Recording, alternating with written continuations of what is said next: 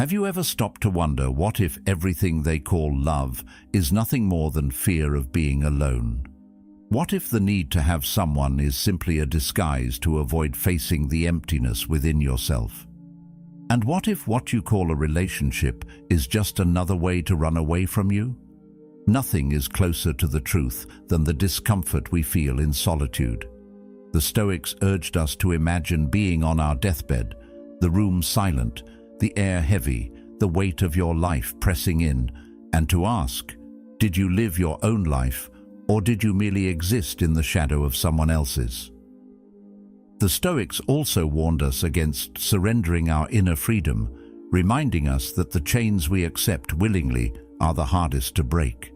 We dress those chains in romance, in companionship, in the illusion of completion, but deep down, something burns, something tears at you, whispering that you were meant for more. If you've ever felt that whisper, if you've sensed that truth hiding beneath the surface of your relationships, then you already know this conversation is for you. And if you seek the courage to face yourself without masks, to build a life rooted in your own strength and sovereignty, consider subscribing for the version of you who refuses to abandon their own soul. Most people don't fall in love because they've reached a place of wholeness. They fall because they're terrified of the silence that waits for them when the noise stops. The kind of silence that forces you to hear your own thoughts, to confront the questions you've been avoiding for years. There's an empty space in their life, a space that feels too wide, too echoing, too raw, so they fill it with another person. Not always because they deeply want that person, but because it's easier than facing themselves. We rarely talk about how much of what we call love is simply a beautifully dressed form of avoidance.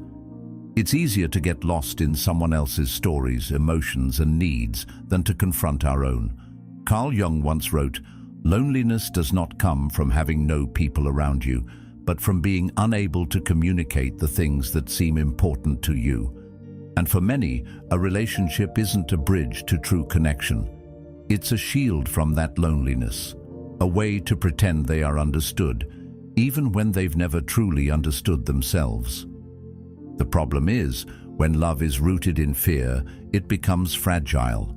Every disagreement feels like a threat, every moment of distance like a crack in the glass. The relationship starts to carry the impossible task of holding together not just two lives, but also the unresolved parts of each person. And when those cracks begin to show, panic sets in. People cling harder, negotiate away their own values, silence their desires, and bend themselves into shapes that don't quite fit, just to keep the other person from walking away. It's not love at that point. It's a survival tactic. It's a way to keep from being left alone with the very silence they've been running from. In love, the opposite often happens. We seek to be validated, accepted, approved, and in the process, we trade away the raw honesty that could actually help us grow. This is why so many lose themselves in relationships without even realizing it. The process is subtle, almost invisible at first. You compromise on small things, where to eat, what to watch, how you spend the weekend. It feels harmless. It feels like partnership. But then the compromises grow. You hold back parts of yourself because you know they won't understand. You stop pursuing certain dreams because they create tension. You start adjusting your personality, not because you want to, but because you're afraid that being your full self might cost you the relationship. Over time, the person you were becomes harder to recognize, even to yourself. Marcus Aurelius reminded us, "It is not death that a man should fear, but he should fear never beginning to live." And that's the quiet tragedy.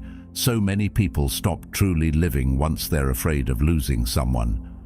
When the foundation of love is fear, it keeps you from the very thing love is supposed to bring, freedom. A healthy love should allow you to stand taller, not shrink smaller. It should strengthen your individuality, not erase it. But when fear is in control, love becomes a contract of unspoken conditions. Don't be too much. Don't change too fast. Don't disturb the balance, even if that balance is quietly suffocating you. People convince themselves that this is normal, that this is the price of being with someone. But what they don't realize is that this price is far higher than they think. They're paying with their authenticity, their creativity, their growth. And all of it is traded for the comfort of not facing themselves. The irony is, the silence they're running from is not their enemy, it's their teacher. In solitude, the noise fades, and you begin to hear your real voice again. At first, it's uncomfortable. You hear doubts, fears, regrets. But if you stay with it long enough, you also hear your values, your calling, your truth. Jung said, "The privilege of a lifetime is to become who you truly are." You cannot do that if you're always drowning in someone else's presence. If your every thought is shaped to keep the peace rather than to find your own center. The fear behind love is rarely about losing another person. More often, it's about losing the distraction they provide. When you remove that distraction, you're left with yourself. And for many, that's the scariest encounter of all. But this is the encounter that changes everything. Because once you can sit in your own silence, without needing to escape it, you stop depending on others to make you feel whole. You stop negotiating away your identity for the sake of belonging.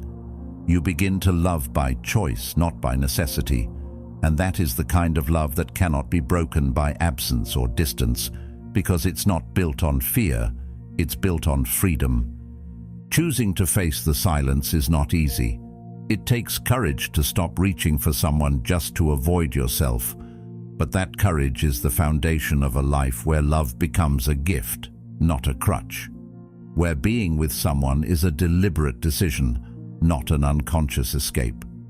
Where you can walk away from what doesn't serve you, not because you don't care, but because you care too much about not abandoning yourself. The fear behind love will keep you running in circles. Facing it will set you free. And freedom, as the Stoics taught, is the only possession no one can take from you. From the moment we're old enough to understand words, the story begins. It comes in bedtime tales, in movies, in the way adults speak about life.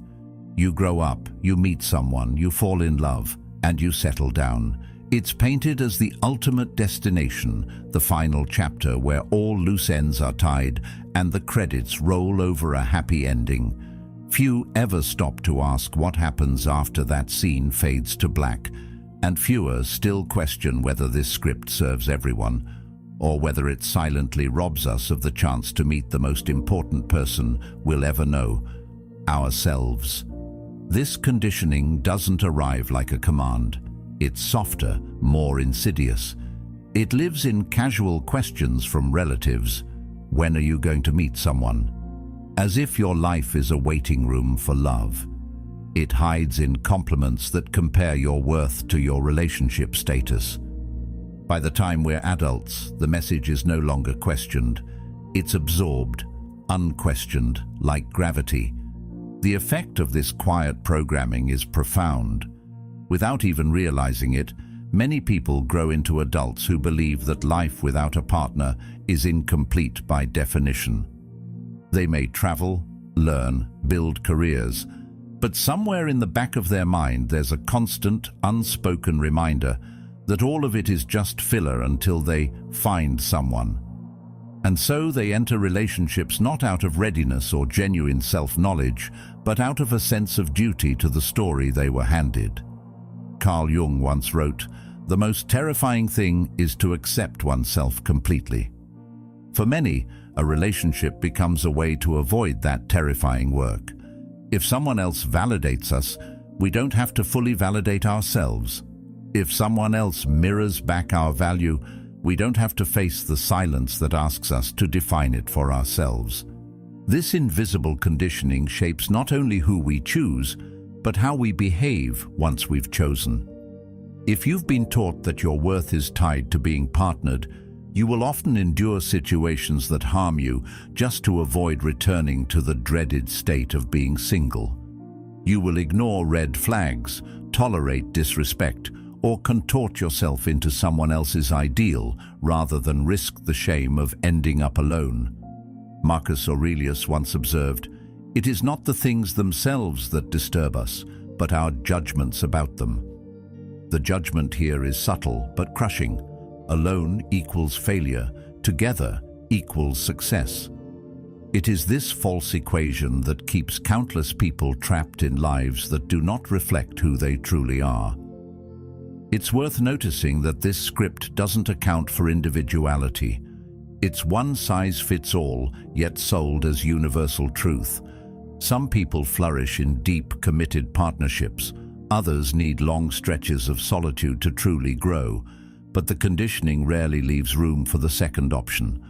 Solitude is reframed as loneliness, and loneliness is presented as a problem that must be solved quickly. This pressure doesn't just come from others, it begins to live inside you. Even when no one is watching, you might feel restless in your own company, as if you're wasting time by not moving toward that prescribed ending. Over time, this restlessness becomes the background music of your life.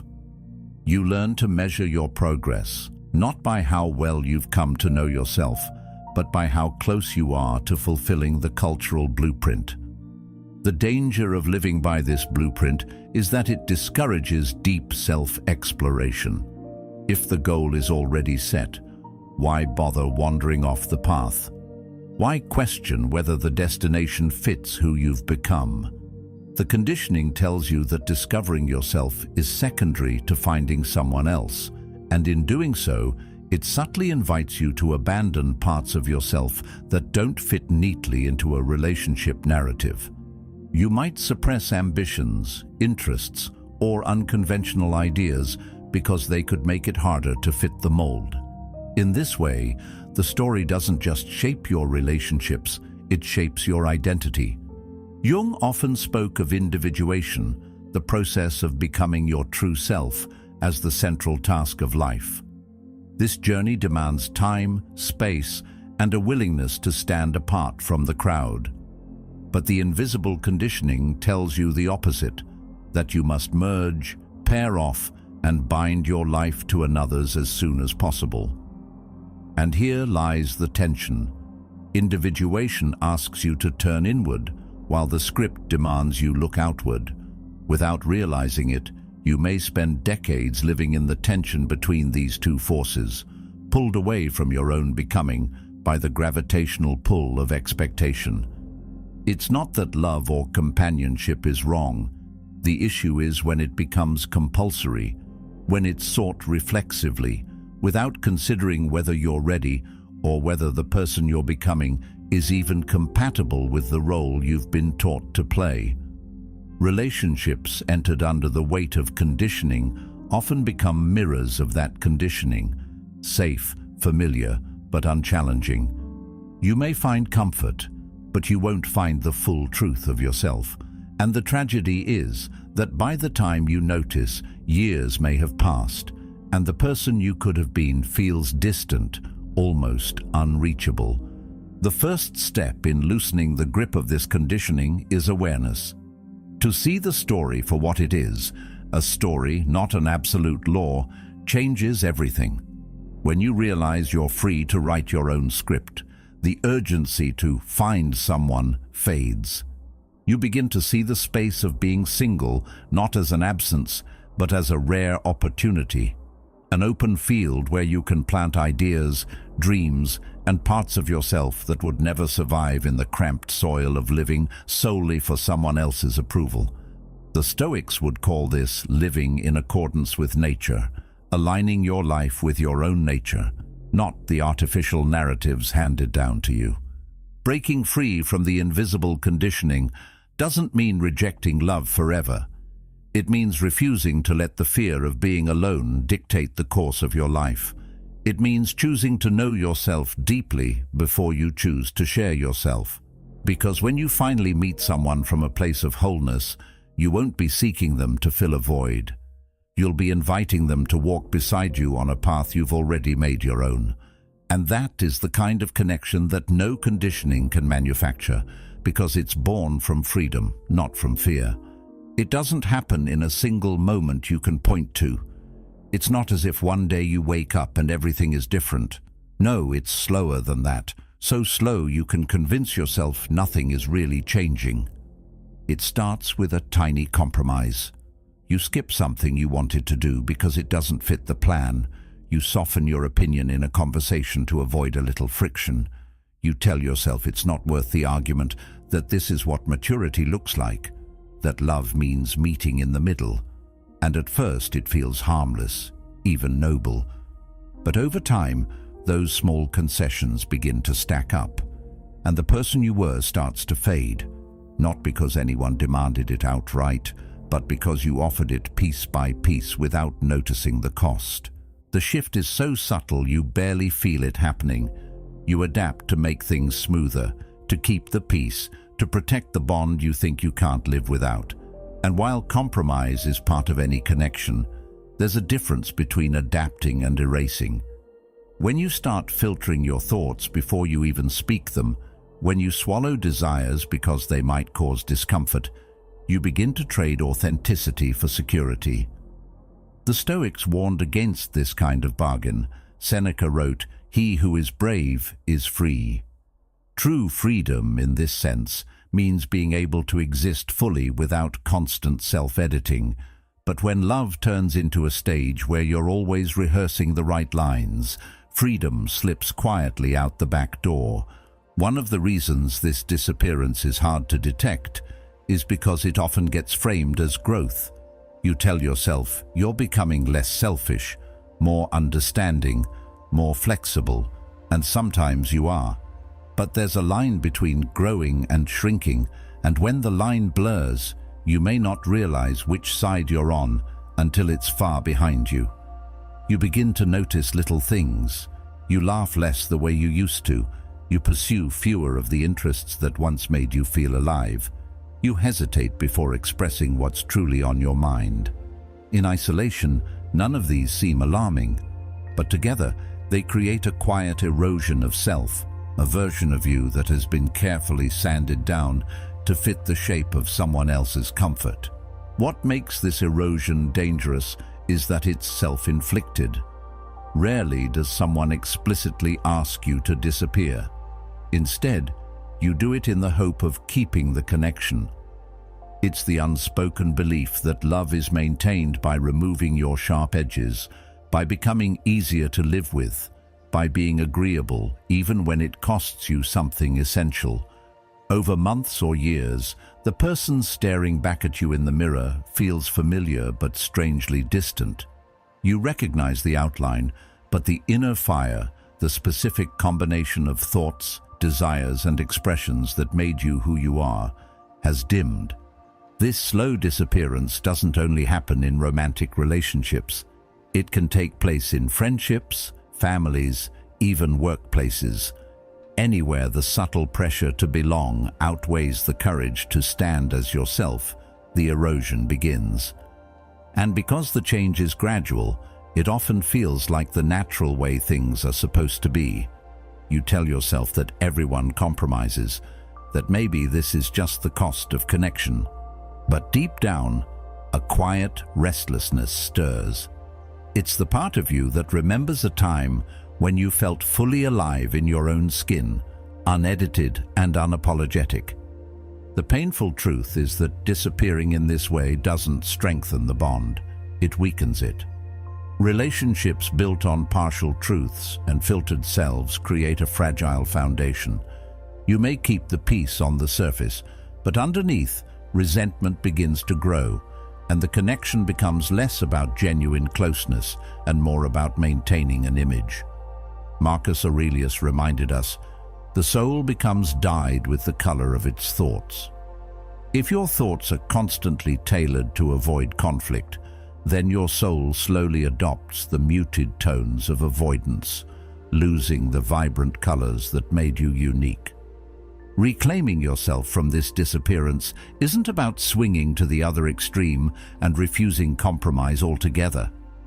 It's about remembering that the truest form of love, whether romantic, platonic, or even self-love, thrives when both people stand whole. It's about recognizing that you can be kind without erasing your boundaries, that you can be loving without silencing your truth. The courage to be fully yourself will sometimes create tension, but tension is not the enemy. As the Stoics understood, the tests we face are the training ground for strength. A relationship that cannot withstand your authenticity is not one that can truly hold you. The slow disappearance is seductive because it feels safe. But that safety is an illusion if it comes at the expense of your own life force. You are not meant to be a softened, palatable version of yourself just to preserve an idea of love. Love that demands your absence is not love. It's a contract for slow self-abandonment. And when you finally see this, you begin to understand that the greatest gift you can give any relationship is the fullness of who you are, unshaped by fear and uncut by compromise. Because the moment you stop disappearing, you stop trading your life for someone else's comfort, and you start living it as it was meant to be lived, whole, present, and unmistakably yours. Belonging is one of the deepest human desires. We are wired to seek it, to feel anchored in a place, a group, or a person. There is comfort in knowing you have somewhere to return to, someone who will call you theirs, a life that feels shared rather than solitary. But what we rarely acknowledge is the quiet toll this belonging can take when it's not grounded in true freedom. The cost is rarely demanded outright. Instead, it shows up as a constant, almost invisible negotiation of your thoughts, your desires, your very essence. You learn over time which parts of yourself are welcome and which should be hidden away. And the more you trade away those parts, the safer you seem to feel, even as something essential in you begins to fade. The safety of belonging often comes wrapped in rules. Some are spoken, most are not. You discover that certain opinions are better left unsaid because they disturb the peace. Certain ambitions should be toned down because they threaten the balance. Even emotions, raw and unfiltered, are carefully measured so they don't make others uncomfortable. Slowly, you start to live in a kind of emotional and mental middle ground, never too much, never too little, always adjusted to fit the space you occupy. Epictetus warned, if you wish to improve, be content to be thought foolish and stupid. But belonging often makes us unwilling to be misunderstood. We choose smoothness over honesty, acceptance over self-expression, and that choice, repeated often enough, reshapes us. What makes this cost so subtle is that it often feels like love.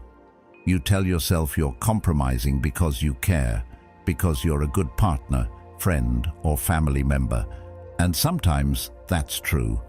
But the line between healthy compromise and self-erasure is thin, and belonging has a way of pushing you toward the latter without you noticing. One day you realize you're no longer saying what you think unless it's safe. You've stopped chasing certain dreams because they don't align with the shared plan. You've become careful, measured, less spontaneous, not because you wanted to change, but because change threatened the approval you had worked so hard to secure. The cost of belonging isn't always paid in dramatic moments of betrayal or loss. More often, it's paid in small, almost invisible installments. The joke you didn't make because you weren't sure how it would land. The truth you didn't speak because it might cause conflict. The risk you didn't take because it would require explaining yourself to someone who wouldn't understand. Each of these seems minor in isolation, but together they form a pattern. Over time, you begin to live not for your own clarity or authenticity, but for the stability of the group or the relationship. You trade pieces of your individuality for a sense of security, believing that the more you give, the more you'll belong. If your thoughts are constantly adjusted to match the expectations of others, your soul will inevitably lose its own distinct color. Staying single, or even just choosing solitude when needed, means you keep ownership of your thoughts, desires, and essence without the constant background negotiation. It's not about isolation, it's about sovereignty. It's about knowing that every decision you make comes from your own center, not from a calculation about how it will be received. This isn't to say that connection is inherently dangerous. Love, friendship, and community can be powerful sources of growth and joy, but they only serve you if they allow your full presence. When belonging requires constant self-editing, it's not connection, it's a subtle form of control. And control, no matter how softly applied, limits your capacity to live as yourself. Jung believed that individuation, the process of becoming whole, cannot happen when your sense of self is dependent on the approval of others. You cannot integrate the parts of you that are hidden away to maintain belonging. To choose yourself over the comfort of belonging is not easy. It can mean standing apart from the group, breaking unspoken rules, or letting go of relationships that cannot hold your truth. It can mean moments of loneliness that feel sharper than you expected. But it also means living without the weight of constant adjustment, without the slow erosion of your voice and vision. And in that freedom, something remarkable happens. You begin to belong to yourself in a way no one can take away. The cost of belonging is real, but so is the reward of keeping your own life in your own hands. Staying single doesn't mean you reject love or connection. It means you refuse to trade your essence for them. It means that when you do choose to belong somewhere, it will be on your terms, as your whole self, without shrinking to fit. Because belonging is sweetest when it doesn't come at the expense of who you are. And freedom, once claimed, makes every other kind of connection richer, deeper, and truer. When you strip away the constant hum of other people's voices, something unexpected rises in its place. At first, it's unsettling, the kind of quiet that feels almost too loud. You notice thoughts you didn't realize were there, ideas that had been buried under conversations, obligations, and the steady pull of someone else's presence. Alone, there's no one to distract you from them. They surface with an intensity that can feel overwhelming, like a room you've avoided cleaning for years suddenly lit by a harsh, revealing light.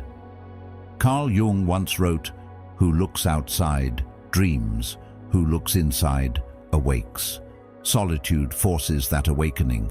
It asks you to turn inward, to look directly at what you've been avoiding. And while it can feel like discomfort at first, there's something else buried in it: clarity. As the days or weeks pass, that clarity deepens. You begin to hear your own voice with more precision, without constant negotiation of your thoughts to fit someone else's expectations. Your ideas stretch further, bolder. You start following your mind down paths you might have dismissed before because they didn't align with the shared plan or the comfort of the group. The world inside you begins to expand, filling with details and connections you couldn't see when you were too busy adapting to someone else's rhythm. This is the part people rarely talk about when they speak of being alone, the way your mind sharpens when there's nothing to dilute it. At first, solitude can feel like a kind of loss, especially if you've been conditioned to see it as absence. No partner to share your day with, no one to consult before making decisions, no immediate echo of your words. But as you lean into it, you realize that absence has been misunderstood all along. What you've actually been given is space, pure, unclaimed, unmeasured space. And space has a way of revealing the truth. Marcus Aurelius said, "You have power over your mind, not outside events. Realize this, and you will find strength." In solitude, that truth becomes undeniable. You stop outsourcing your validation, your direction, your worth. They start coming from the inside out, and the power in that shift is hard to describe until you've felt it. The more time you spend in this space, the more it changes you. At first, you fill the silence with noise, music, screens, conversations with anyone who will listen, but slowly you start letting the silence be. You discover that not all thoughts need to be drowned out, that some of the discomfort you feel in stillness is simply the process of meeting yourself again. It's in that stillness that desires become sharper. You realize which dreams are truly yours and which were inherited from someone else's vision for your life. You feel the pull toward things you had long forgotten mattered to you. This is when solitude begins to shift from uncomfortable to addictive, not because you want to avoid people, but because you've tasted the freedom of living without constant compromise. There's a peculiar kind of energy that comes from being alone on your own terms. It's not the isolation born of rejection or loss. It's chosen, deliberate, and rooted in self-respect. The Stoics would see this as aligning with nature, living according to your own inner compass. You start to notice how much of your life before was built around reacting to someone else's mood, their needs, their plans.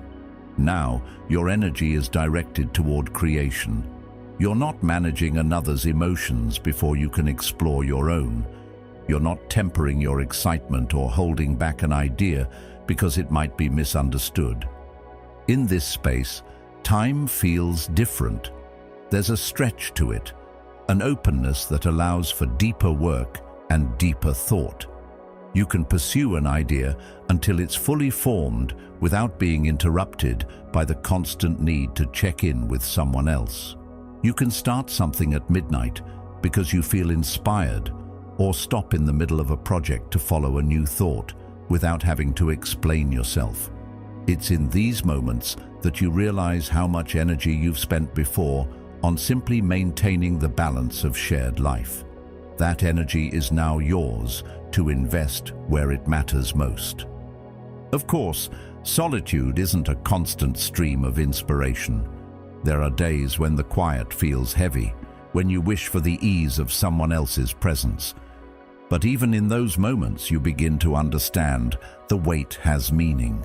It's shaping you, building your capacity to stand on your own, to sit with your own mind without running from it. Eventually, the space solitude creates stops feeling like a void and starts feeling like home. You realize that the truest connections you'll ever have, with others, with the world, with your own work, are richer when they grow from this foundation. You no longer fear being alone because you've seen what can be built there.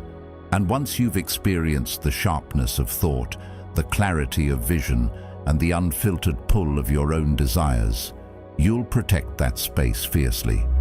Not as a wall against the world, but as the ground on which you stand, steady and unshakable. Because when you belong fully to yourself, no connection can take that away, and no absence can strip you of it.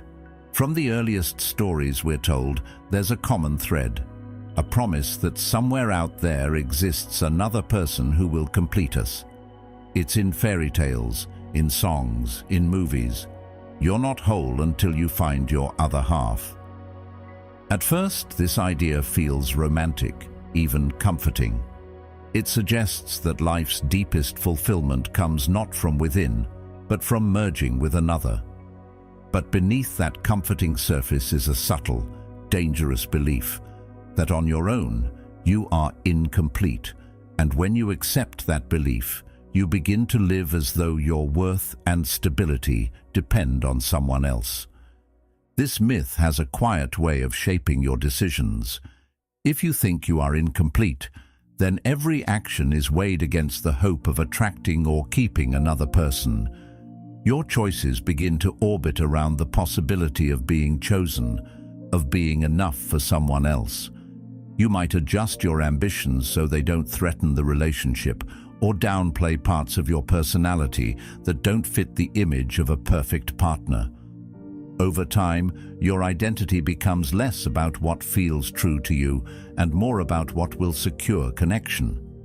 This isn't love, it's dependence disguised as devotion, and dependence, no matter how pretty the packaging, slowly erodes individuality. Dependence is seductive because it offers a false sense of security. It tells you that as long as the relationship remains, you're safe. But that safety comes at a cost. You start to measure yourself not by your own standards, but by how well you fit into someone else's life. You ignore the quiet signals from within, the dissatisfaction, the suppressed curiosity, the unspoken dreams, because chasing them might disrupt the bond. Epictetus wrote, "If you want to be free, then wish for nothing that depends on others." Freedom doesn't grow in the soil of dependence. Instead, it shrinks there, until one day you realize you've built your life on ground that can disappear at any moment. When you buy into the myth of incompleteness, relationships stop being choices and start being lifelines. The thought of losing the other person isn't just about emotional pain. It feels like losing a part of yourself. That's why people stay in situations that no longer nourish them, why they silence their instincts and ignore their needs. They believe leaving would mean becoming less than whole. But the truth is, you were never half of a whole. You were always an entire person, capable of love, creation, and purpose without needing to fuse yourself to another. The wholeness you seek from someone else can only ever be built from within. It's worth asking, where did this belief come from? In part, it's cultural. Societies often idealize the couple, the family unit, as the highest form of personal achievement. Single life is framed as a waiting room, a temporary state you should aim to escape. Even language reflects this bias. Terms like settling down suggest that only in partnership can life find its true form. But this narrative leaves out the reality that partnership is not a guarantee of fulfillment, and singleness is not a sentence of lack. Marcus Aurelius reminded himself, "Very little is needed to make a happy life. It is all within yourself." The myth of incompleteness hides this truth, keeping people searching outward when the real work is inward. Breaking free from this myth doesn't mean rejecting relationships altogether. It means approaching them from a place of self-sufficiency rather than need. When you no longer see yourself as a fragment waiting to be completed, love becomes a choice, not a dependency. You can give without fear of losing yourself, and you can receive without making it your source of identity. This kind of love is richer, deeper, because it's built between two whole people who can stand alone if needed. Jung understood this dynamic well. He believed that true connection could only occur when both individuals had confronted their own inner world, rather than using each other to avoid it. The challenge is that choosing wholeness can feel lonely at first. Without the immediate validation of a relationship, you have to face yourself in full, your flaws, your strengths, your unrealized potential. That's the work most avoid, which is why dependence can be so tempting. But once you start to build a life that feels complete on its own terms, something changes. The fear of being alone starts to fade. Your self-worth stops swinging with the moods or opinions of others. And the relationships you do form aren't built to fill a void, they're built to share abundance. The myth of incompleteness is powerful because it's been repeated so often it feels like truth. But the real truth is simpler and far more liberating. You are not half of anything. You are a whole, complex, capable being. The more you live from that place, the less you'll tolerate connections that require you to shrink. You'll stop treating love as an antidote to your existence and start seeing it as a complement to it. And in that shift, dependence loses its hold, individuality returns to its rightful place, and your life stops being a search for the missing piece and starts being the creation of something complete, entirely on your own terms. Society has a way of making its preferences clear without ever saying them outright. You see it in how people react to certain milestones, buying a house, getting married, having children. These are celebrated as markers of success, proof that you're on the right path. They make you predictable, and predictability is comforting to the collective. When you're part of a couple, people think they know what comes next. Your life has a familiar shape. It's easier to understand, easier to categorize, easier to control. But step outside of that pattern, live fully and unapologetically single, and suddenly you become harder to define. Your next move isn't obvious. You don't fit neatly into the expected script. And that unpredictability makes people uneasy because it signals freedom, the kind that can't be managed. The herd thrives on stability. It wants to know what to expect from you, and in return, it offers the safety of acceptance. But that acceptance comes with an unspoken agreement. Don't stray too far from the path.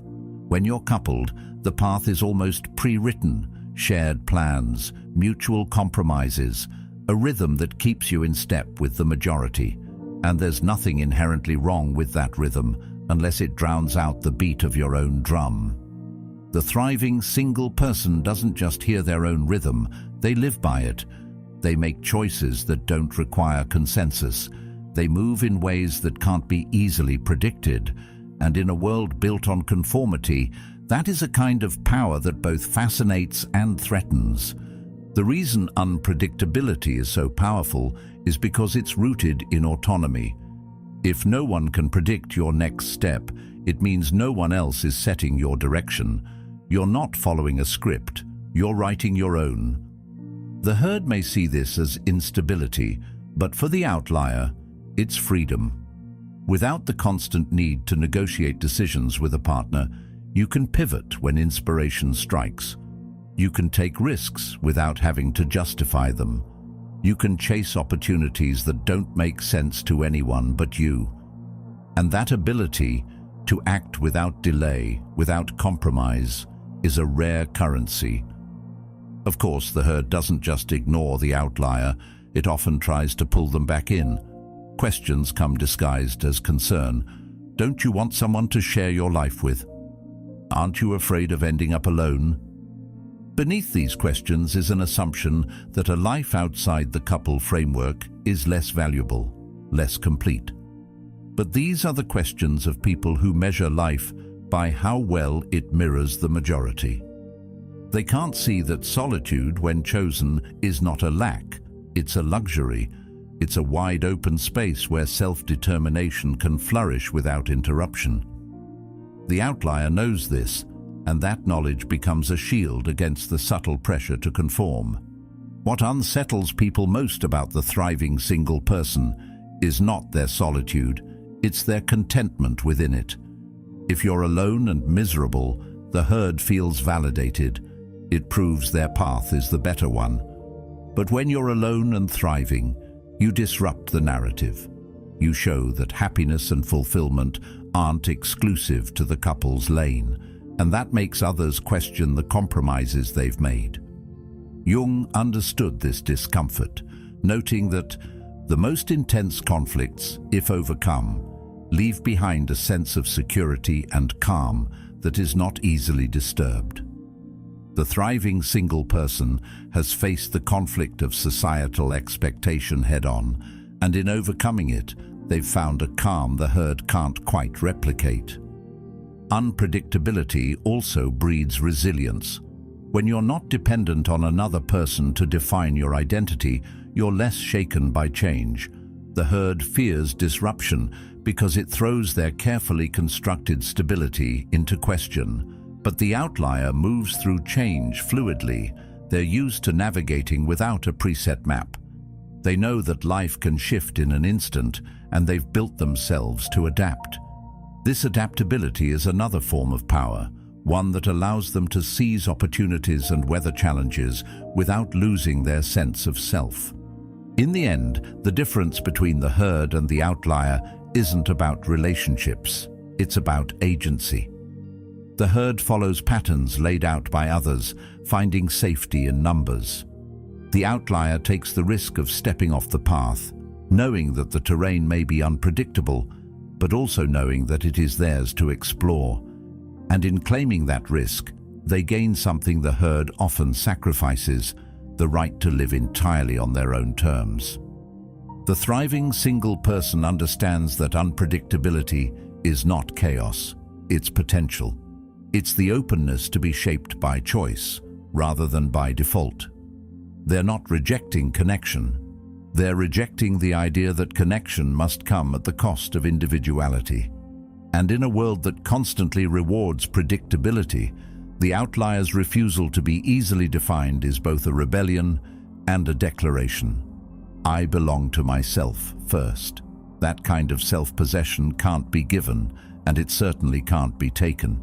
It's built, earned, and protected, and once you have it, you realize it's the rarest kind of power there is. The greatest ideas rarely arrive when you're surrounded by noise. They don't tend to grow in rooms filled with chatter, constant movement, and the weight of other people's expectations. They emerge in the still hours, when the world feels far away and there's no one pulling at your attention. There's a certain electricity in those moments. The long nights when you're lost in thought, the quiet mornings when you wake without obligation. In solitude, your mind roams without needing permission. It wanders into strange territory, stumbles onto connections it wouldn't have made under the gaze of an audience. Carl Jung once said, "Solitude is for me a fount of healing which makes my life worth living." What he understood is that creation isn't just about inspiration, it's about space. Without that space, the raw material of thought doesn't have room to take shape. When you're alone, you can chase an idea without having to justify why it matters. You can follow a thought into the depths of obsession without having to explain yourself to someone else's logic. You can let it consume you for hours, days, even weeks, and there's no one to tell you to slow down or step back. That freedom, to sink fully into your own process, is a rare gift in a world obsessed with constant connection. It's in that freedom that the creative edge sharpens. Without compromise, without the subtle pressure to adjust your pace for another person, your mind learns to stretch in ways that can't happen in the crowd. Crowded spaces, whether physical or emotional, tend to pull your attention outward. You're aware of others, aware of how your actions might be interpreted, aware of what's expected of you. That awareness can be useful in collaboration, but it's poison to certain kinds of thought, the kind that needs to be unruly, unmeasured, and untouched by outside influence. Solitude removes the need for approval. You're no longer creating to be seen a certain way. You're creating because something within you demands to be brought into existence. Seneca noted, "We must take a break from the world and withdraw into ourselves." It's not withdrawal out of avoidance. It's withdrawal as an act of preservation, to protect the fragile beginnings of an idea until it's strong enough to face the world. The absence of expectation is what makes solitude such fertile ground for creation. When no one is waiting on you to produce a certain kind of work, you're free to explore the strange, the impractical, even the absurd. And it's often in those directions that the most original ideas live. You can write something that may never be published, sketch something no one will see, experiment without fear of failing in public. In this way, solitude acts as a laboratory for your imagination, where mistakes are not only allowed but necessary. Without the constant lens of someone else's opinion, you can take risks that would otherwise feel too exposed. There's also a rhythm to solitude that nurtures creativity. Without the interruptions that come from shared life, you can enter what psychologists call flow more easily, a state where time disappears, and you're so absorbed in the work that nothing else exists. You don't have to stop mid-thought to respond to a message or explain why you're still at your desk. The momentum builds, carrying you deeper into the process, and sometimes what emerges from that state is something you could never have forced through will alone. Marcus Aurelius wrote, "Nowhere you can go is more peaceful, more free of interruptions than your own soul. And in that uninterrupted space, your best work often finds you." The creative edge of being alone isn't just about producing more, it's about producing work that feels truer. In the absence of others, you stop mimicking. You stop unconsciously shaping your ideas to match what's popular or what will be praised. You stop editing before you've even begun. What comes out is raw, unfiltered, and entirely yours. Even if it's imperfect, it carries your signature in a way that work made under constant influence never can. That authenticity is worth more than polish, because it's the foundation of a voice that can't be replicated. This is why so many thinkers, writers, and artists throughout history have sought solitude, not as a rejection of people, but as a necessary ingredient in their work. They understood that while collaboration has its place, the deepest, most transformative insights are often born in the quiet hours no one else sees. Alone, you can wrestle with your own contradictions, push against your own limits, and listen for the truths that don't speak loudly enough to be heard in the crowd. Those truths might unsettle you at first, but they're the ones that tend to reshape everything you create afterward. In the end, the creative edge of being alone comes down to this: solitude gives you room to hear yourself clearly, without interruption, without dilution. It allows you to build something before the world has a chance to tell you what it should be. And once you've experienced that kind of space, once you've felt what it's like to create without compromise, you start to guard it fiercely. Not because you want to shut the world out, but because you've seen how much more alive your work, your ideas, and your very self become when you give them the gift of being born in silence. When you step out of the constant exchange of emotions that comes with being closely tied to someone else, something subtle but powerful begins to happen. At first, it's disorienting. You're used to checking the emotional temperature of another person before you even know your own. You've been conditioned to adjust your tone, your energy, your words to keep balance or avoid conflict. But when you remove yourself from that constant negotiation, the static starts to clear. You begin to realize just how much of what you've been feeling all along wasn't even yours. It's not that other people intend to weigh you down, it's just what happens when you're deeply connected. Their highs become your highs, their lows seep into your bones. Over time, it becomes harder to tell where you end and they begin. But in solitude, you start to notice the difference. You realize that the irritation you've been feeling isn't a permanent part of you. It's residue from constantly managing another's frustrations. The heaviness that used to linger in your chest doesn't belong to you at all. It's something you absorbed in the process of trying to keep the peace. The Stoics believed that our peace of mind depends not on events themselves, but on the judgments we attach to them. When you're alone, those judgments are finally yours, unfiltered and unshaped by someone else's lens. At first, this clarity can feel almost too sharp. You're not used to sitting with emotions without immediately explaining or justifying them to another person. There's no one to reassure you that you're overthinking, no one to distract you with their own crises. You're left to feel what you feel in full. And in that full, unmediated experience, you start to hear yourself again. You notice what actually excites you, not what you've been pretending to be excited about to match someone else's mood. You notice what truly irritates you, not just what's been convenient to argue over. Slowly, your emotional landscape stops being a shared space and starts becoming your own territory. This is where the detox really happens. Without the constant influx of another person's needs, moods, and unspoken expectations, your nervous system begins to settle. You stop waking up braced for emotional surprises. You stop rehearsing conversations in your head before they happen. You start moving through the day without the weight of invisible negotiations. Should I say this? Will this upset them? Do I need to fix this before it becomes a problem? The space left behind isn't empty, it's breathable. It's filled with your own rhythm, your own pace, your own sense of balance. Emotional independence doesn't mean you stop caring about others. It means you stop carrying them in ways that cost you yourself. In solitude, you learn to communicate those things to yourself first.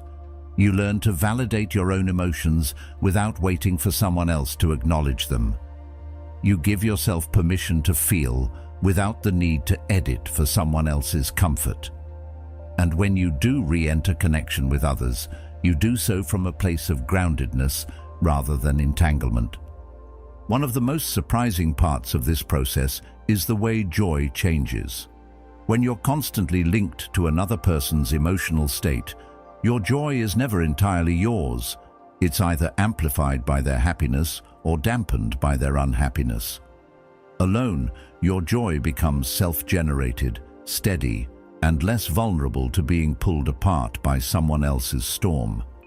You start noticing the small, pure pleasures that were once background noise, the way light hits your kitchen in the morning, the sound of your own laughter at something only you find funny, the calm that comes from simply being in your own space. This emotional detox is not always comfortable. There will be moments when you feel the absence of someone else's emotional presence as a kind of emptiness. You might even feel the pull to seek out that old entanglement just to feel something familiar. But if you can resist the urge to fill the silence too quickly, you'll discover that the emptiness was never emptiness at all. It was space waiting to be reclaimed by you. Space where your own voice, long overshadowed, can begin to speak again.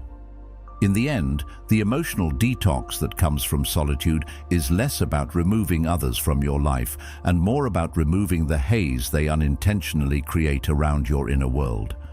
It's about finally standing in the center of your own emotional weather without being swept away by someone else's storms. And once you've felt that kind of clarity, once you've experienced the quiet strength that comes from owning every feeling that passes through you, you understand why protecting it becomes non-negotiable. Because in that clarity, you don't just hear yourself again, you recognize yourself. And that recognition is the beginning of everything. When you choose to live on your own terms, without leaning on the structure of a partner or the validation of a group, the labels come quickly. Lonely, selfish, incomplete. These words aren't really about you. They're about the discomfort your independence stirs in others. You've stepped outside the script, and people don't quite know what to do with that. The system loves dependence because it's stable. A dependent person is easier to guide, easier to sell to, easier to keep in place. If your sense of self comes from your partner's approval or from your role within a group, you'll go to great lengths to protect it, even at the cost of your own truth. Dependence keeps you in line, but it also keeps the system safe. When you no longer need that structure to feel whole, you can't be controlled in the same way. Your decisions aren't dictated by fear of being left out, abandoned, or judged, and that makes you unpredictable, something the system doesn't know how to handle. It's no surprise, then, that independence gets mislabeled. They call it loneliness, because they can't imagine fulfillment without constant company. They call it selfishness because you prioritize your own path over the comfort of conformity. They call it incomplete because their idea of complete is built on the presence of someone else. This mislabeling works as a kind of social control. If independence is painted as something undesirable, fewer people will pursue it. If staying single is framed as failure, people will rush to couple up, even if it means silencing parts of themselves to fit the mold. The system doesn't need to chain you physically. It only needs to shape your beliefs about what makes life meaningful. That's why the choice to live free, truly free, is so radical. It's not just about you. It's about refusing to reinforce a cycle that trades authenticity for acceptance.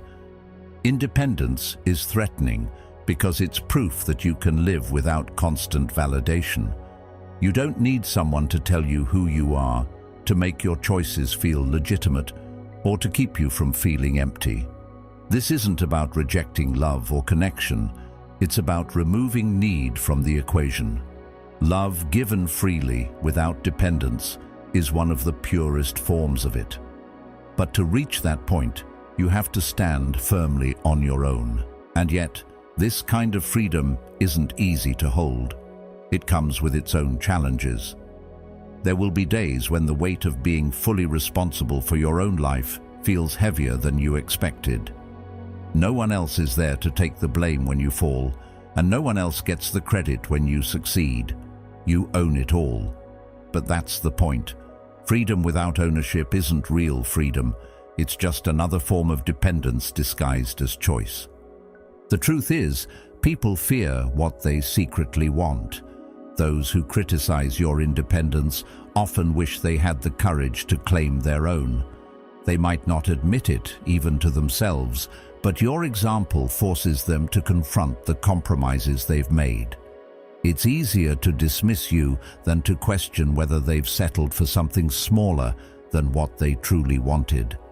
That's why standing in your freedom isn't just a personal choice. It's an act that can shift the people around you, even if it's met with resistance at first. So when they call you lonely, remember that solitude can be a source of power. When they call you selfish, remember that self-respect is the foundation for every meaningful connection you'll ever have. When they call you incomplete, remember that wholeness doesn't come from what you add to your life, but from what you refuse to give away. The system may thrive on dependence, but your life doesn't have to. The mislabeling will fade in importance once you see it for what it is, a sign that you've stepped outside the boundaries others feel safest in. And once you've stepped out, you'll realize there's far more space out here than you were ever led to believe. Sovereignty isn't something you stumble into. It's something you earn, and the price is never cheap. To claim it, you have to let go of things most people cling to as proof of a good life. The shared plans that give you a sense of direction. The automatic affection that reassures you without asking for effort. The built-in companionship that makes weekends and holidays feel less empty. These are warm, comforting things, but they come with strings attached. Strings that can quietly pull you away from yourself. To step into true sovereignty means cutting some of those strings, and that's a decision most won't make because it demands giving up a comfort that feels too good to lose. In solitude, there is no one to validate or veto your decisions. Every choice is yours alone. That freedom can feel intoxicating and terrifying all at once. There's no one to share the weight when a decision turns out wrong, no one to split the blame with. But there's also no one to hold you back when your instincts are sharp and your vision is clear. Sovereignty is about owning both outcomes, the victories and the mistakes, with the same steady acceptance. You stop outsourcing responsibility for your life and start carrying it entirely yourself. The Stoics understood this deeply. Epictetus wrote, "No man is free who is not master of himself." Solitude becomes the training ground for that mastery. Of course, the price you pay isn't only in tangible comforts. You pay in moments of doubt, in nights when silence feels heavier than you thought it could, in mornings when you wish there was someone beside you to share the small joys. Sovereignty can be lonely, not because you lack people in your life, but because you've chosen to live without depending on them to steady you. You learn to be your own anchor, to generate your own reassurance, to sit with discomfort instead of reaching for a quick fix in the form of someone else's presence. That skill, learning to hold your ground in the absence of external support, becomes one of your greatest strengths. The beauty of sovereignty is that it changes the quality of every connection you do choose to have. Without dependence, relationships are no longer about filling a void. They become choices made from abundance, not necessity. You're not asking someone to complete you or rescue you from yourself. You're inviting them to walk beside you because you want to, not because you have to. Jung often spoke of individuation, the process of becoming whole within oneself. Sovereignty is the lived expression of that wholeness. You can love deeply without the fear that losing someone will cause you to lose yourself. But the world rarely encourages this kind of self-rule. It thrives on mutual reliance, on the predictability of people who are bound to each other in ways that keep them in place. A sovereign individual can't be as easily managed or persuaded. You're less likely to accept what doesn't align with your values, less willing to stay in situations that don't serve your growth. That can make you harder to be around for those who prefer comfort over truth. You may find that some relationships fade because they were built on your willingness to compromise pieces of yourself to keep the peace. Sovereignty doesn't allow for that kind of self-erasure. The price also includes the need to confront yourself without distraction. There's no one to blame when you fail to act, no one to hide behind when you avoid the hard work. You see yourself clearly, your flaws, your blind spots, your excuses, and in that clarity, you have two choices: change or accept the truth of who you are without running from it. Both are difficult, but either one is a step toward the kind of freedom most people only talk about. The reward for paying this price is a life that is unmistakably your own. Every decision, every achievement, every mistake carries your signature. You move through the world without needing to dilute yourself for acceptance or bend yourself into a shape that fits someone else's plans. Your time is yours, your energy is yours, your mind is yours.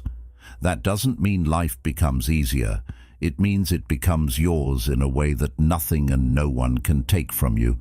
And once you've felt that, once you've lived days and months knowing that you are the sole author of your choices, it's almost impossible to give it up. The comfort of shared plans and automatic affection will always have their pull, but they'll never outweigh the quiet, steady power of knowing that you belong completely to yourself. That is the price of sovereignty and the reason it's worth paying. There's a point in solitude where something shifts. At first, being alone can feel like a space you're trying to fill, a room too quiet, a life missing a sound you've grown used to.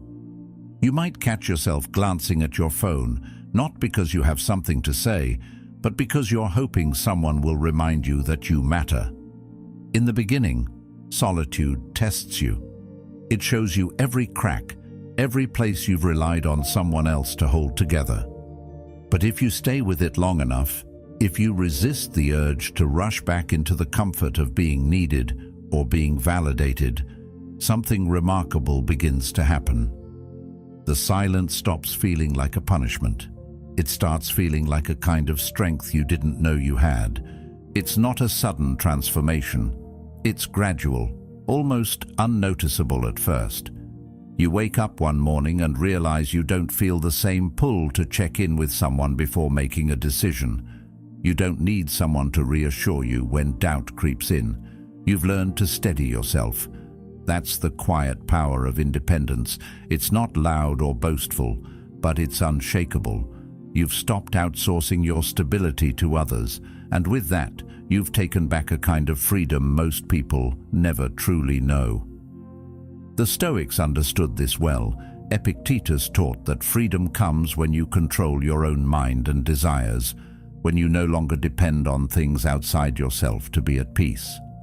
There's also a deep calm that comes with knowing you can handle life without leaning on someone else's emotional scaffolding.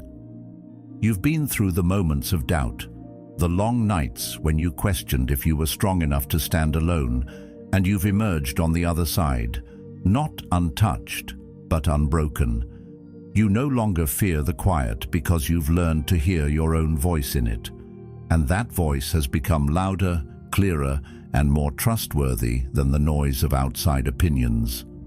What's interesting is how much this changes your relationships, not by pushing people away, but by redefining why they're in your life. When you're no longer seeking someone to complete you, you start choosing people who expand you. Love, friendship, connection, these things stop being about filling a void and start being about sharing abundance. Jung believed that real connection could only happen between two whole individuals, each responsible for their own growth. When you've met yourself fully, you can finally meet others without the weight of unspoken need. Of course, this unshakable self isn't without vulnerability. You still feel pain, disappointment, and longing, but they no longer destabilize you. You're not afraid of loss in the same way, because you know you won't lose yourself with it. You've been alone before and survived. You've sat in the quiet and found not emptiness, but a rich inner life that no one else could give you. And when you carry that knowledge, it changes how you move through the world. There's also a humility in this stage. You recognize that self-reliance doesn't mean isolation. You can accept help without feeling dependent. You can love without fear of losing your footing. You can let people come and go without it shaking your foundation, because your foundation is no longer built on their presence. It's built on you. This is the paradox of true freedom. The more you belong to yourself, the more freely you can give yourself to others.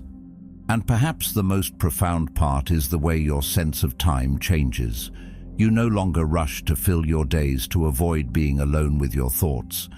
You savor moments in a way you couldn't before, because you're not trying to escape them. Even ordinary experiences, a walk at dusk, a quiet meal, an evening with a book, take on a richness. They're not placeholders between bigger, more important events. They are the life itself. When you finally meet this version of yourself, you realize you were never truly incomplete. You were just obscured by noise, distraction, and dependence. And now that you've stripped that away, you see what was there all along, a self that is whole, steady, and deeply alive. That's the moment you become unshakable. And once you've felt that, you know you can never go back to the kind of life where your peace depends on someone else holding you together. Because the truth is, the self you've finally met isn't fragile. It's the strongest thing you'll ever stand on. In the end, the greatest freedom you'll ever know is the moment you realize you are already whole. Protect that truth, live by it, and never let the world convince you otherwise. In a world where romantic relationships are often seen as the ultimate fulfillment, it's striking to discover that some of the most thoughtful and successful people choose to remain single. They aren't waiting for the perfect partner. Instead, they've discovered a profound truth that aligns with the Stoic philosophy. True contentment comes from within. This powerful realization empowers them to live fully, independently, and on their own terms. Today, we delve into the reasons behind this choice, exploring how Stoicism's principles of self-sufficiency and inner peace guide their lives. Join me as we uncover the virtues of singlehood, not as a status, but as a deliberate path to personal growth and fulfillment. Reason number 1: high personal standards. First up, let's talk about why many brilliant people choose to remain single, because they hold remarkably high standards for themselves and for those they might consider as partners. It's not merely about seeking someone who ticks off a checklist of attributes. Instead, it's about finding a person who resonates on a deeper level, someone who embodies the core values of Stoicism: simplicity, integrity, and rationality. These are not just buzzwords. They are the pillars upon which they build their lives, and by extension, any relationships they choose to enter into. For those who align with Stoic principles, every relationship must be more than just companionship. It should be a partnership that enhances life rather than complicates it. They believe in cultivating relationships that foster both personal and collective growth, nurturing a bond that supports mutual achievements and personal development.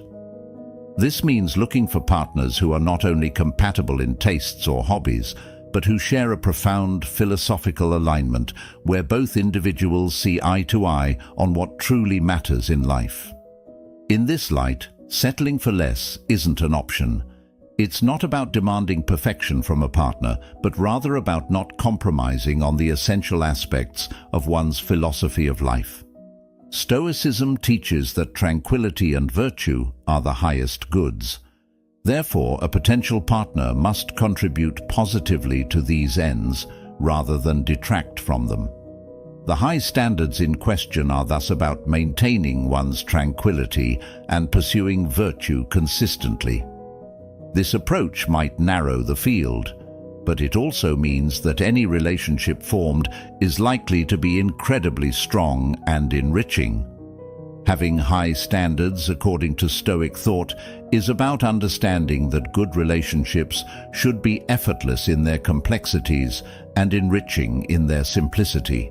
A Stoic seeks a partner who understands that life's trials are tackled better with a shared ethos that values clarity, ethical living, and straightforwardness.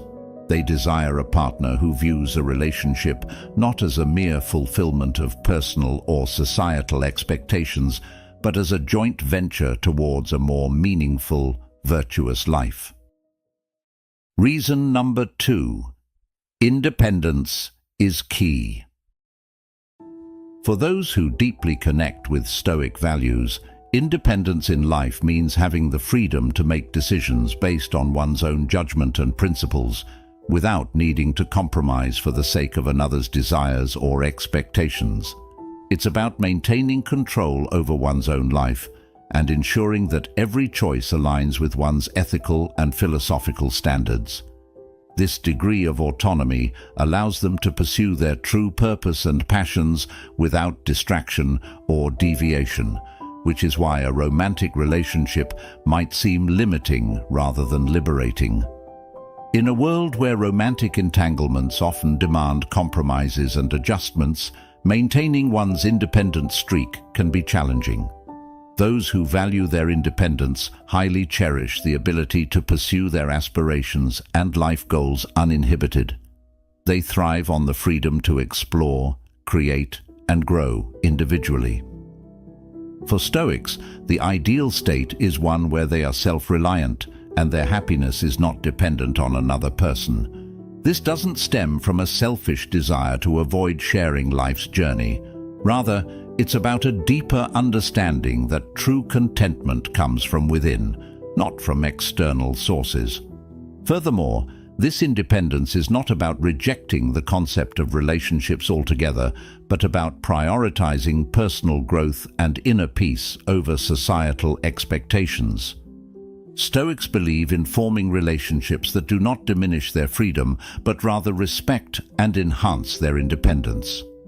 This means that any potential relationship must meet the high standard of not only being loving and supportive, but also of allowing both individuals to remain true to their independent natures. By prioritizing independence, they're not just avoiding the potential pitfalls of romantic relationships. They're actively choosing a path that ensures their ability to live life on their own terms. This approach guarantees that they can dedicate themselves fully to their personal and philosophical pursuits, leading to a richer, more fulfilling life that is true to the Stoic ideal of self-sufficiency and personal integrity. This profound level of independence is seen not as a barrier to intimacy, but as the very foundation upon which a truly supportive and enriching relationship could potentially be built, should the right partner come along. Reason number 3. Skeptical of relationship dynamics. This isn't about cynicism or a negative outlook on love. Rather, it's a carefully considered perspective shaped by observation and personal experience, deeply rooted in Stoic wisdom. Stoicism teaches us to approach life with a clear-eyed view, encouraging us to see things as they are, not as we wish them to be. This philosophy promotes emotional resilience and a practical approach to life's challenges, including relationships. For those who align with Stoic principles, there's often a keen awareness of the complexities and potential pitfalls that come with romantic relationships. They have observed, sometimes firsthand, the emotional turbulence, conflicts, and even the disillusionment that can arise from mismatches in expectations, values, or life goals. Such observations lead them to question whether the traditional relationship model is as fulfilling or essential as society often portrays it to be. Moreover, Stoicism teaches the importance of self-contentment and finding peace within oneself rather than seeking it in external attachments or other people. This philosophical approach fosters a preference for maintaining one's emotional equilibrium and personal peace, which can be significantly harder to sustain in the dynamic give and take of a partnership. For those who are skeptical of relationship dynamics, the potential for emotional disturbance is often seen as a risk not worth taking, especially if they feel complete and content in their solitude. This skepticism also extends to the effectiveness of relationships in meeting deep personal and philosophical needs. Stoics often seek a level of understanding and mutual respect that goes beyond surface-level attractions or common interests. They look for connections that are truly enriching and intellectually stimulating, with a strong foundation in shared values and ethical living. The difficulty in finding such a partnership, combined with a preference for emotional stability, makes many Stoics cautious about entering into relationships that might compromise their tranquility. Reason number 4: unique lifestyles. For those who embody these lifestyles, whether they are minimalists, nomads, adventurers, or deeply committed to unusual artistic or humanitarian projects, the idea of living an unorthodox life is not just a preference, but a calling. Stoicism, with its emphasis on living in accordance with nature and focusing on what one can control, greatly influences their life choices.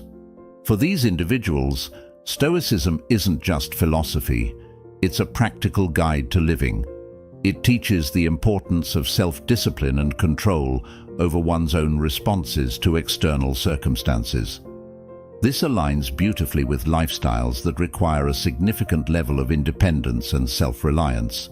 For example, consider the minimalist who finds deep joy in simplicity and the essential. Stoicism supports this by teaching that happiness comes not from external possessions, but from living a life that is in accordance with one's own virtues and values.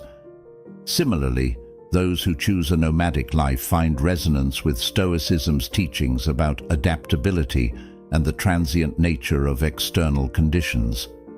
They move through the world, making homes wherever they go, which requires a profound ability to adjust and find contentment regardless of place or comfort, qualities that Stoicism enhances by valuing flexibility and resilience. These unique lifestyles often require a level of commitment and personal conviction that can be hard to reconcile with the compromises inherent in romantic relationships. Relationships typically involve meshing two lives together, which can mean sacrifices and adjustments that may dilute or conflict with the unconventional paths these individuals have chosen. The Stoic pursuit of personal ethical integrity and the desire to live authentically can thus make relationships seem restrictive or even contrary to their personal and philosophical goals. Moreover, Stoicism teaches the value of personal autonomy and the pursuit of individual virtue, which can further reinforce the decision to remain single. For someone deeply committed to a path that is less traveled, the independence to make choices that align perfectly with their Stoic values is crucial. It's not that these individuals are opposed to sharing their lives. Rather, their life choices demand such a high degree of personal integrity and alignment that finding a compatible partner who not only understands but also genuinely shares these values can be exceptionally challenging. Reason number 5. Career commitments. For many brilliant minds, their professional pursuits aren't just jobs. They are callings that demand a significant portion of their energy, focus, and time. This deep commitment to career is often influenced by Stoic philosophy, which values discipline, purpose, and the pursuit of excellence in one's chosen field. Stoicism teaches the importance of living according to one's nature, which for some means following a path deeply rooted in their professional ambitions. Whether they are entrepreneurs striving to launch a startup, academics dedicated to groundbreaking research, or artists immersed in perfecting their craft, the single-minded pursuit of professional excellence is a key aspect of their identity and life satisfaction. This intense focus aligns with the Stoic ideal of virtue and excellence in all endeavors. In such cases, the demands of a high-flying career can often leave little room for maintaining a romantic relationship. The time and energy required to build and sustain a successful career can conflict with the commitments needed to nurture a relationship. For Stoics, who are taught to approach life with rationality and practicality, the decision to remain single can be a strategic choice that allows them to focus on their career without the distraction or emotional upheaval that relationships can sometimes bring. Furthermore, Stoicism promotes the idea of self-sufficiency and personal contentment, which can be particularly appealing to those who are deeply career-oriented. For them, fulfillment comes from achieving their professional goals and living up to their own standards of success, rather than seeking happiness through relationships. This isn't to say that they shun human connection, but rather that they find their deepest satisfaction in accomplishments that advance their professional life. Moreover, the Stoic practice of keeping external desires minimal helps reinforce the decision to prioritize career over personal relationships. Stoicism teaches that we should focus on what we can control: our own actions, responses, and commitment to our goals. For those driven by career aspirations, maintaining control over their professional destiny is paramount, and relationships can sometimes introduce a level of unpredictability that is at odds with their life's focus. Reason number 6. Valuing financial autonomy. Many individuals choose to stay single because they cherish the freedom to manage their finances without the complexities that often come with intertwining them in a relationship. This preference for financial independence isn't just about money, it's about maintaining a sense of self-determination and personal power, themes that are central to Stoic philosophy. Stoicism teaches us to value autonomy and the ability to live according to our own principles, and this extends into the realm of financial management. For Stoics, the ability to control one's financial destiny is crucial. It's not merely about wealth accumulation, but about the freedom to make choices that align with one's values and life goals without compromise. Financial autonomy allows individuals to make decisions that are best for their personal growth and development, rather than needing to accommodate or compromise for the sake of a partner's financial habits or goals. Moreover, financial independence is often seen as a form of self-reliance, which Stoicism holds in high regard. The Stoic strives for an internal state of tranquility and freedom, which can be more readily achieved when one is not financially dependent on or obligated to another. This independence is particularly appealing to those who have witnessed or experienced the strains that financial disagreements can place on relationships. The ability to manage one's finances independently minimizes potential conflicts and enhances one's capacity to live a life that's free from the distress and disruptions that financial disagreements can cause. Additionally, for those dedicated to following a Stoic path, financial autonomy supports the pursuit of virtue in its broadest sense. It allows them to allocate resources in ways that foster their ethical and philosophical goals, whether that's investing in personal development, contributing to causes they value, or simply ensuring a lifestyle that reflects their deepest convictions about what is good and meaningful. Choosing to maintain financial independence also reflects a practical and rational approach to life's uncertainties.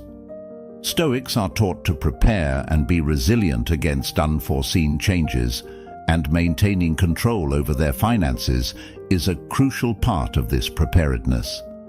It's about creating a secure base from which they can pursue their goals with confidence without the need to negotiate or consult, thus preserving their freedom of action. Reason number 7. Fulfillment in Platonic relationships. For those who resonate with Stoic ideals, there's a recognition that friendships and family bonds can be incredibly fulfilling.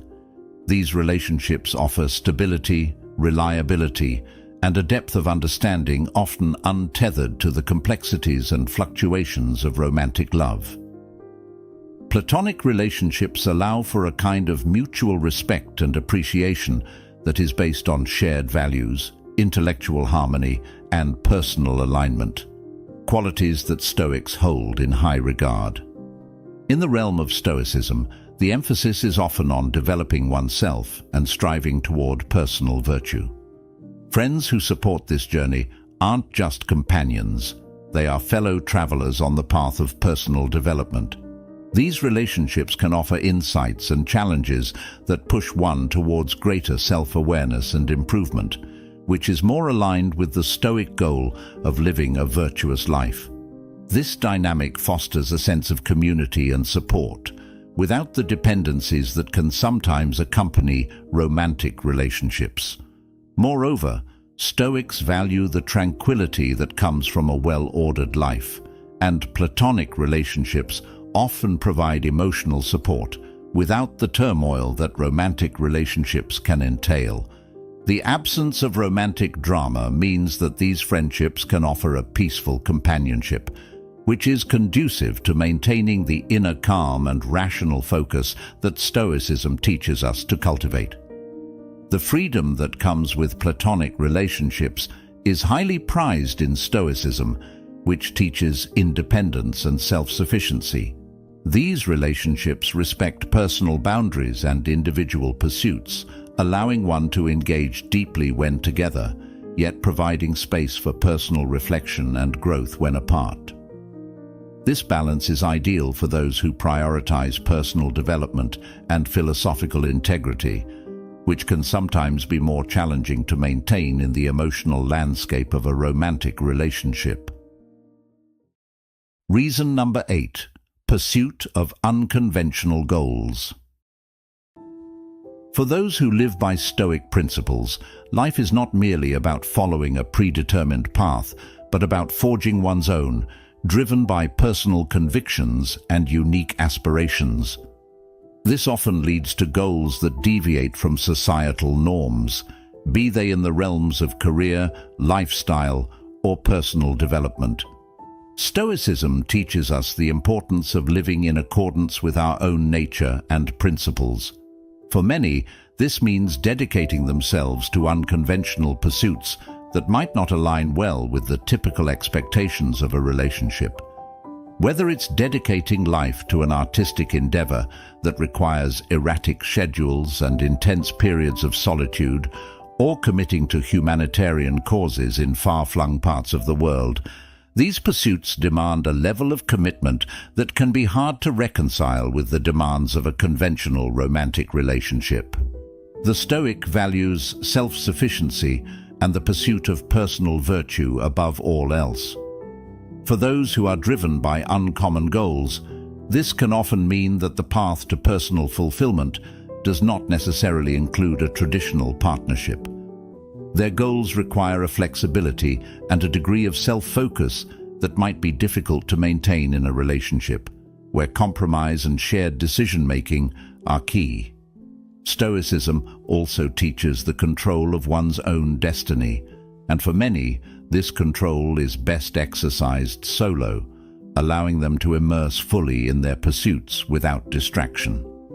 Furthermore, Stoicism promotes the idea of indifference to external opinions and societal pressures, which empowers those with unconventional goals to pursue their passions without seeking validation or approval from others. This philosophical backing supports the idea that one does not need to adhere to societal expectations of marriage or relationships to lead a fulfilled life. Instead, fulfillment comes from pursuing and achieving goals that are aligned with one's deepest values and convictions. The Stoic pursuit of tranquility and inner peace often aligns better with a lifestyle that prioritizes individual pursuits over shared ones. The peace of mind that comes from following one's passion without compromise or interruption is invaluable to those whose life's work lies off the beaten path.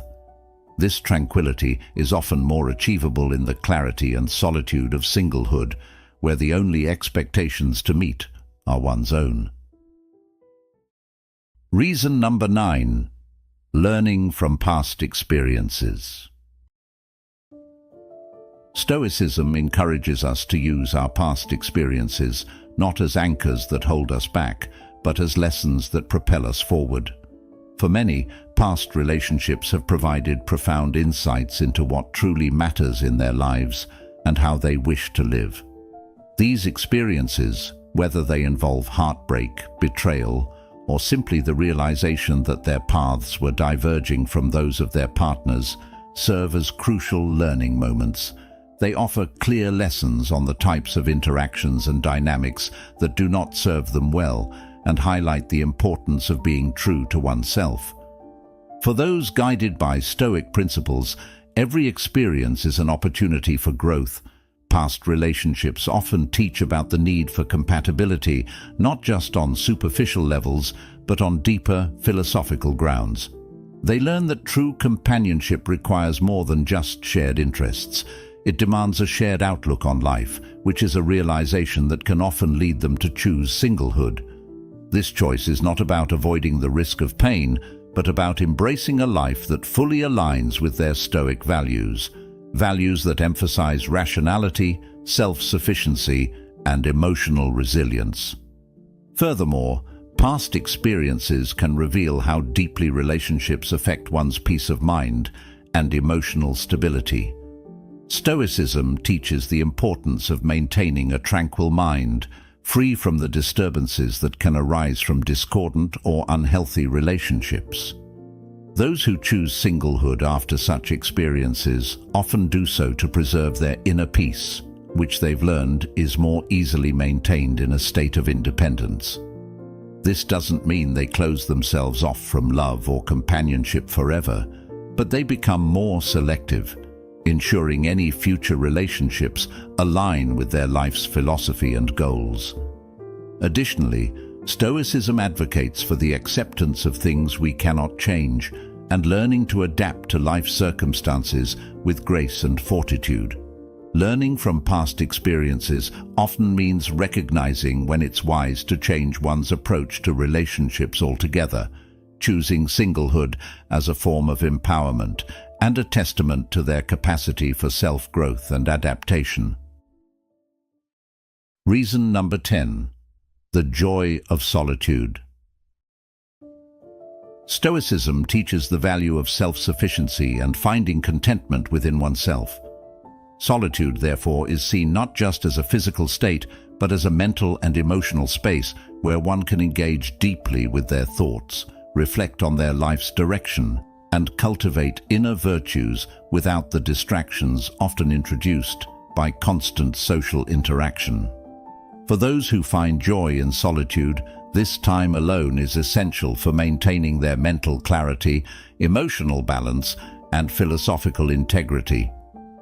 In solitude, Stoics find the freedom to explore their thoughts and emotions in depth, to understand their true nature, and to align their actions more closely with their values.